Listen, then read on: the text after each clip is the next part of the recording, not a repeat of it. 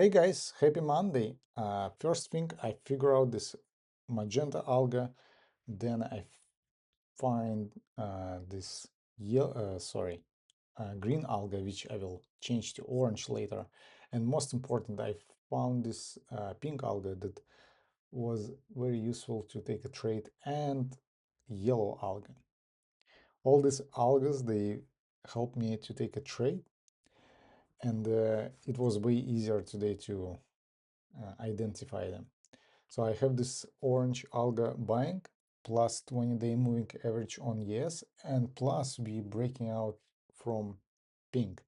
I protect at I sold my like a half of the contracts at yellow at the top, and then I made a mistake. I sold more on the next candle, but we still in buying green alga, which uh, which is okay. And then I start trail my stop loss. I use orange as a stop loss at this point, and my target is top magenta. So we're about to hit my target, which is great. We just hit it, and the second target was at overnight high. And at this point, the best case scenario is to set my stop loss at orange break right here and just exit and be happy about this trade. Or I can still keep my original stop loss for one contract, which is a 20-day moving average.